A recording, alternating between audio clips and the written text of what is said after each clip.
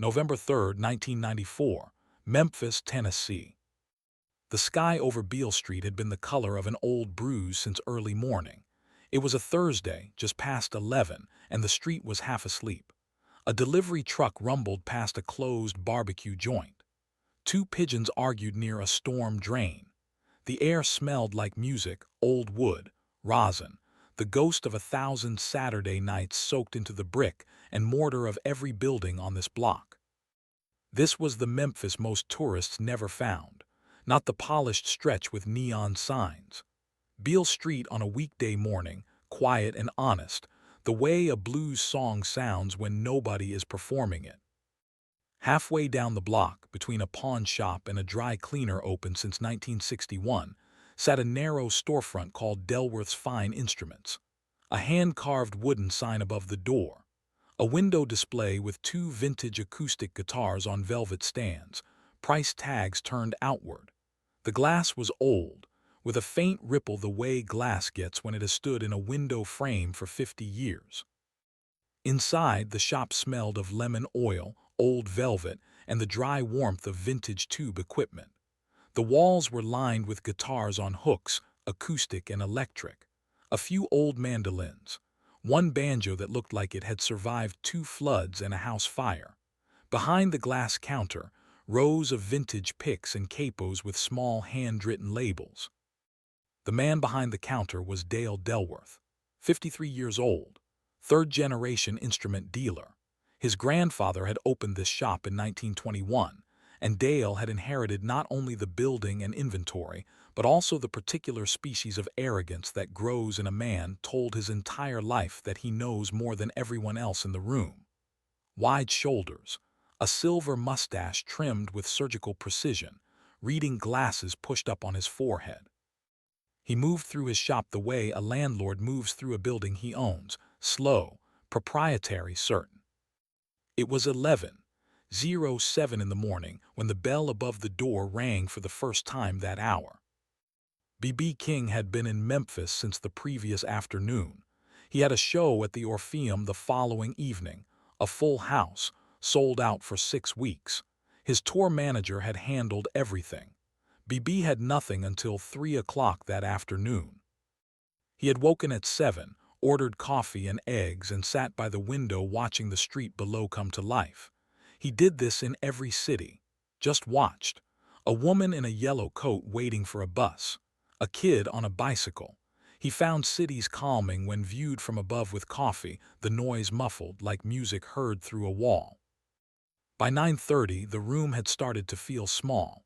He put on his clothes, a deep royal blue jacquard-patterned silk shirt with a subtle brocade design across the chest, dark trousers, his good shoes, and picked up the room key. He left Lucille in her case by the bed, just going for a walk. He always ended up somewhere worth being. He had walked 6 blocks when he found Delworth's. The window guitars caught his eye, a beautiful old Gibson archtop, mid-1950s. He stopped on the sidewalk and looked at it the way you look at a face you recognize from somewhere you can't quite place. Then he pushed open the door and the bell rang, and the smell of lemon oil and warm electronics wrapped around him. Dale looked up from the catalog he'd been marking with a red pen, registered an older heavyset black man in a nice shirt, said, "Take a look around," and looked back down. B.B. moved slowly along the wall, reading the guitars the way some people read books, not for information, but for something underneath it. He found a wooden stool near the back corner, sat down, picked up an old guitar magazine, and settled into the particular stillness of a man who has learned how to be invisible in a room. 3 minutes later, the bell above the door rang again. If this story already has you feeling something, you're exactly where you belong. Every video on this channel is made to keep the greatest moments in music alive. Subscribe and hit the bell. Bell Guitar. The man who walked in was named Amos Tate. 71 years old, carrying himself like a man who had recently lost weight he couldn't afford. His brown corduroy jacket sat loose at the shoulders, its cuffs slightly frayed. Deep lines carved into his face around the eyes and mouth. the deliberate movement of someone whose knees had been hurting for years but who would never mention it. He was carrying a guitar case. It was old, hardshell, built in the 1950s, covered in what had once been black leatherette, now faded to dark charcoal with bare cardboard showing at the corners, chrome latches, original and stiff, a luggage tag with a name so faded only the first letter remained, R. Amos set the case on the counter with both hands, the way you set something down when you know it is the last thing you want to be doing. Dale looked at the case the way a doctor looks at a patient already diagnosed. Help you. My wife passed 8 months ago, Amos said. She was a musician, played since she was 9. This was her guitar. He touched the case lightly with his fingertips. I don't play, never learned. I need to know what it's worth. Dale snapped open the latches and lifted the lid. Inside, on aged purple velvet crushed into a permanent impression of the guitar's shape, lay a 1952 Stella Harmony archtop. Beautiful in the way old things are beautiful when they have been genuinely loved. The spruce top darkened to deep honey amber. A repaired crack along the lower bout. A small piece of tape on the inside lid in a woman's handwriting. Rubies. Don't touch. Dale picked up the guitar without asking.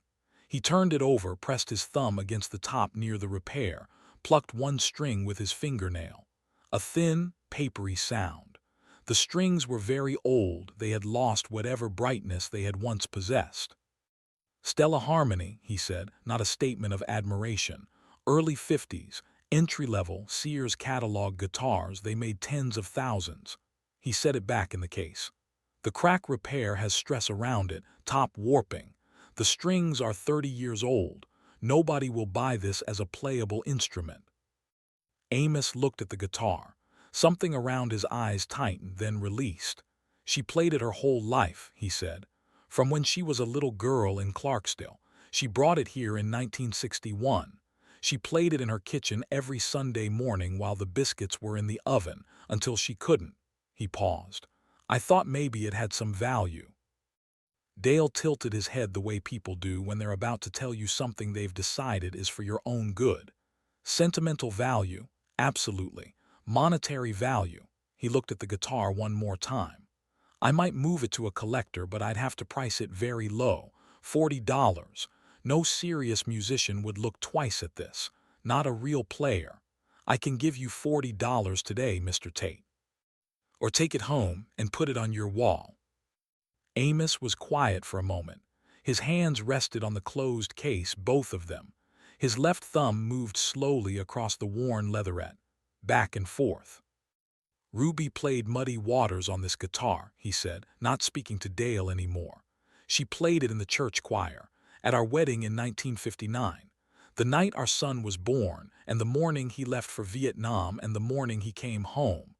His voice was even like water that has found its level. $40. B.B. King, in the back corner of the shop, had stopped looking at the magazine. He had heard all of it, the casual dismissal in Dale's voice, the tone that says I have decided you don't matter without ever saying the words. He had heard Ruby, the name on the tape inside the case. He had heard Clarksdale and felt something move in his chest. Clarksdale was where Robert Johnson drew his last breath, the beating heart of the Delta blues, sacred ground. He stood up slowly, set the magazine down with care, adjusted the collar of his royal blue jacquard shirt, and walked quietly toward the counter. Stop right here, because what happens next is one of the most powerful things we've ever told on this channel. If you haven't subscribed yet, now is the time. Hit that button and turn on notifications. Guitar bell. Dale saw the large man in the blue silk shirt and returned his eyes to Amos, an older gentleman, customer. Sir, B.B. said, addressing Amos, not Dale. His voice was low, a warm bass register that filled the room from the bottom up, the way a good amplifier fills a room. Not loud, but full. I couldn't help overhearing. Would you mind if I had a look at your wife's guitar? Amos turned. He looked at B.B., the warm face, the kind eyes, the easy stillness of him, then at the case. Go ahead, he said. "Sir, this is a private transaction," Dale began. "I just want to look at it," BB said gently. He opened the case himself and lifted the guitar with both hands, settling it across his broad lap. He turned it over, pressed his palm flat against the top near the crack and held it there a moment, feeling the wood, tilted the body toward the amber lamp, then looked inside the sound hole, reading whatever was written in there that only the guitar knew. $40 guitar, Dale said from behind the counter. Something uncertain had entered his voice now, not doubt yet, but a small crack in the certainty. Something about the way this man was holding the instrument. Blind Lemon Jefferson played a Stella, BB said conversationally, not arguing, just nodding something. Leadbelly played a Stella for years. Mississippi John Hurt recorded some of his most important work on one. He ran his fingers along the fretboard, reading the neck the way a man reads a road he has driven before. These guitars were what working musicians could afford. They went into the fields and juke joints because that's where the music was. This is not a department store guitar. This is a Delta blues guitar. He reached into the breast pocket of his blue silk shirt and took out a pick, custom, thick, slightly worn on the striking edge. He held the guitar loosely, the way he always held one, like something that had chosen to stay in his hands. His left hand settled onto the neck, the large, powerful hand, the hand with the vibrato. He played one note. Just one. A single note on the B string, bent slowly upward and then held with that vibrato that was like nothing else in American music. Not a shimmer, not a mechanical oscillation. A breath, a human voice. The note bent upward and trembled, finding its way to something just above its own ceiling and hanging there, shivering, unwilling to fall. Dale Delworth's hand stopped moving. Amos Tate felt the hair on his forearms rise under his corduroy jacket. The note faded. Then BB began to play in earnest. He played the 12-bar blues in E, slow, a tempo so unhurried it felt like the music had time to look around the room between measures. But inside that slowness, inside those long spaces between notes, something was happening that cannot be fully explained and has never been successfully taught. Only felt. Each note had content, intention, weight. The guitar that had produced a thin, papery sound under Dale's fingernail was now producing a warm, round, vocal tone that rose from the wood itself, from the spruce and the 30-year-old strings that had, in these hands, finally found their voice. A young woman browsing near the mandolin wall stopped, the way a person stops when they have suddenly recognized something in the air around them. The door opened. A man who had been walking past had paused on the sidewalk, head tilted, and then stepped in without apparent intention, just following the sound. BB played on. He moved into a melody, not a specific song, but something that felt like every blues song at once. Clarksdale in 1952. A Sunday morning kitchen with biscuits in the oven. A wedding in 1959. A son coming home. The old Stella harmony, its strings worn to a whispered tension, was giving everything it had ever stored. 3 more people came in from the street. Nobody announced anything. The sound had reached through the walls the way sound does when it is true, and people had followed it. BB played the last phrase. He let the final note ring, long and slow, and then he lifted his hand, and the note faded into the amber warmth of the shop and then into silence. Nobody spoke for several seconds. Then the young woman near the mandolin wall said, very quietly, "Oh my God." That's B.B. King. Not a question, a statement of something they were still in the process of believing. Phones came out. 5 of them, 6, held up with that instinctive reflex of people who want to prove to themselves later that what they are experiencing is real. B.B. King looked at Amos Tate. Amos was not looking at the phones. He was looking at the guitar, his eyes bright in the amber light, hands clasped in front of him at the counter, still, quiet, the way hands clasp when someone is holding themselves together. BB set the guitar gently back into its velvet.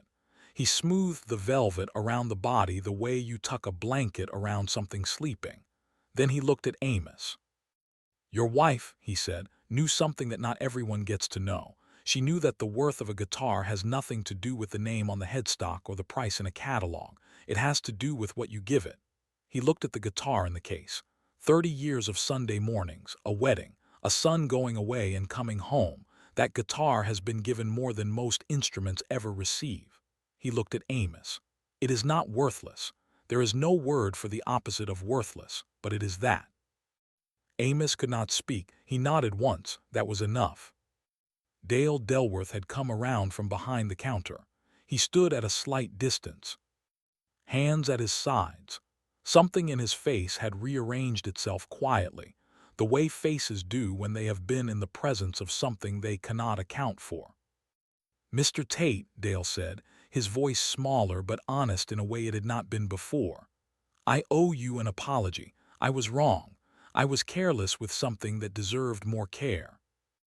Amos looked at him for a moment. "You didn't know," he said simply. "Most people don't." BB reached into his breast pocket and produced a custom pick, the same shape, slightly different wear. He turned it once between his thumb and forefinger, a habit, and held it out to Amos across the velvet-lined case. "I've played thousands of these," he said. "Every one of them has gone into every note I've ever played. Put this in that case next to Ruby's guitar. When you close those latches, know that it was played today by a man who heard everything she put into it." He paused. "And who thought it was beautiful." Amos took the pick with both hands. He held it the way you hold something you are not sure you deserve. He looked at it a long moment. Then he looked up at BB and said something quietly. BB leaned down to receive it, nodded, said something back, and then straightened and smiled, the wide, warm, crinkle-eyed smile that anyone who had ever seen him perform would recognize across a football field. Photos were taken. BB said yes to all of them. He shook Dale's hand on the way out, firm, unhurried, present. At the door, BB paused and looked back at Amos, who was closing the latches on the case with the same two-handed care with which he had arrived. "You keep that guitar," BB said. "Don't sell it. Learn one chord. One is enough. Play it on Sunday mornings." A pause. "She'll hear it." He pushed open the door and the gray Memphis morning received him. He walked back toward Beale Street, his royal blue jacquard shirt catching the flat November light. Just an older gentleman walking a city he had always loved, until he turned a corner and was gone.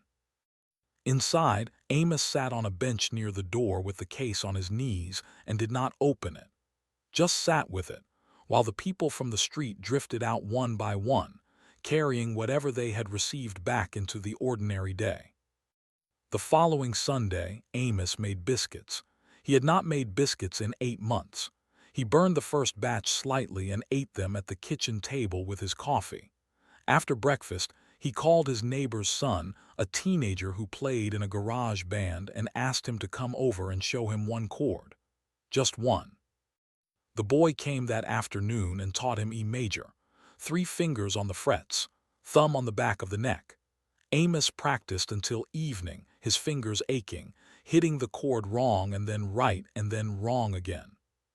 The next Sunday, when the biscuits came out of the oven, he picked up Ruby's guitar and sat in her chair and played his E major chord. The strings were still old. The tone was still worn. But in that small front room in Memphis on a rainy Sunday morning, it was enough. It was more than enough. A year later, Dale Delworth replaced the fine instrument sign above his door with a simpler handmade wooden sign, DELWRTHGUITARS.